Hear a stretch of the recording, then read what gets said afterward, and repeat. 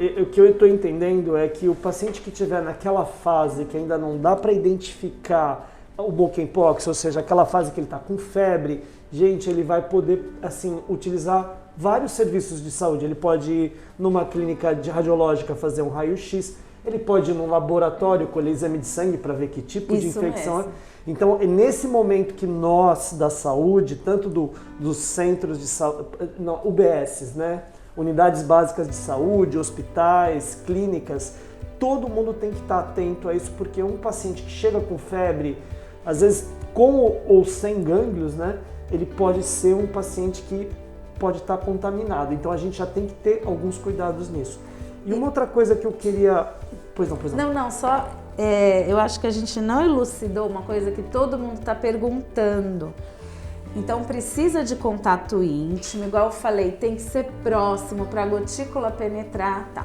Agora, por que a comunidade científica está se perguntando? Por que ficava só na África, os surtos na África, e agora tem essa transmissão tão espalhada na Europa, tá chegando aqui, vários casos de uma semana para outra já aumenta. Então, assim, as formas de transmissão já elucidei, já falei para vocês, mas acredita-se que o comportamento sexual está ajudando a disseminar esse vírus, né? Então, assim, muitos casos na Europa foram associados a homens que fazem sexo com homens, a festas rave que ficam a madrugada inteira, a pessoa usa álcool, drogas e tem sexo desprotegido. Então, vamos lá, pessoal, vamos prestar atenção, vamos se cuidar, cada um usando a proteção que necessita, porque isso a gente está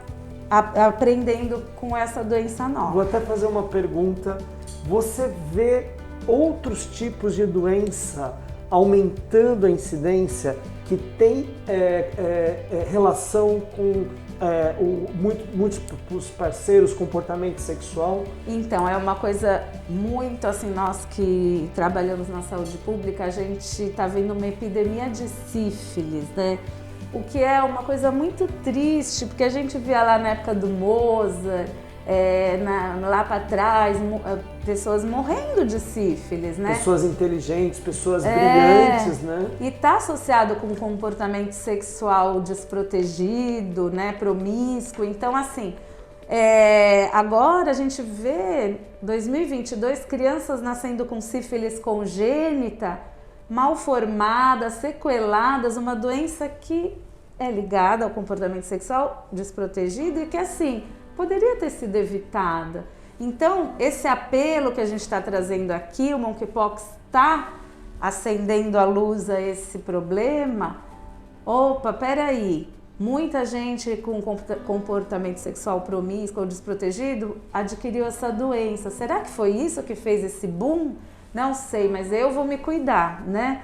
Eu vou aproveitar essa informação e vou... Acho que pegando esse gancho, né, que não é só monkeypox que poderia estar associado a isso, a gente está sentindo na carne esse aumento do sífilis e a gente passou por uma época, nós dois, a gente vivenciou a época da AIDS, quando a AIDS não tinha cura, né?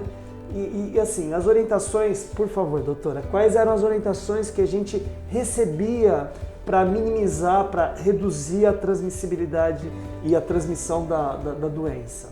Então, na verdade, quando a pessoa tem múltiplos parceiros, sexo desprotegido, assim, tem mais chance de pegar as doenças sexualmente transmissíveis, né? Então, basicamente era assim, reduza o número de parceiros. Reduza, né? Para confiáveis, né? Sim, use o preservativo, etc. E o que a gente não tinha naquela época, que hoje a gente tem, e que a África é interessante, gente, a coisa de pouco tempo atrás, se não me engano 5, 6 anos, a África, que era um país muito pobre, teve um boom de celulares. Então o aparelho celular lá passou a ser algo muito acessível para eles.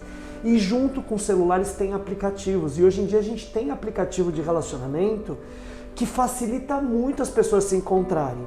Então assim, eu coloco para vocês muito cuidado, porque realmente é muito fácil hoje em dia de você conseguir um namorado, uma namorada, ou um caso aqui, um caso ali. Mas assim, não é porque a gente está num mundo moderno, os bichinhos estão lá, né? Sem dúvida, Os eu acho bichinhos que estão lá, gente. essa alteração de comportamento, acho que facilitou muito mesmo. Talvez porque as gerações mais novas não tenham vivido o terror que foi a época da AIDS, porque, gente, era terrível. Você via a gente que...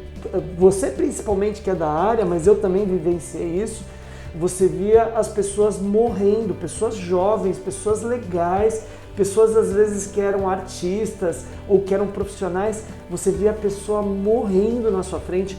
Era muito chocante. E hoje em dia, com os coquetéis... A pessoa morre de outra coisa, graças a Deus. Não isso tem foi um isso. avanço. Então, né? assim, talvez as pessoas tenham esquecido, mas a sífilis, né, é uma doença terrível. Então, mas esse fator da AIDS não estar matando mais tanto pode ser um dos fatores que as pessoas se liberaram, né? Se Fala assim, liberaram não tem e tá problema. vindo outras doenças sexualmente transmissíveis. Isso é só uma... A gente tá pensando, mas assim, de qualquer forma, essa mensagem é muito importante. Mas só um comentário que a gente não pode ter um preconceito, tem que ter muito cuidado ao disseminar essa informação que a relação sexual, o relacionamento sexual pode estar associado com esse vírus pelo preconceito. Então não é isso, é o quê? Precisa de contato íntimo para transmitir. E a relação sexual é um exemplo de contato íntimo. Tem beijo, tem vários, fica muito próximo. O contato não precisa ser necessariamente homem com homem, não, né? Exatamente. Gente, pelo amor de Deus. A gente não quer nenhuma forma de preconceito. A gente está, igual a gente falou, medicina baseada em evidências. A gente está vendo que muitos casos foram relacionados lá na Europa em homens que fazem sexo com homens e nesse comportamento das festas de madrugada, e isso pode ter disseminado a transmissão interhumana, uma doença que só ficava na África, né? Então, só para a gente elucidar bem, abaixo qualquer forma de preconceito. E lembrar das outras doenças, né?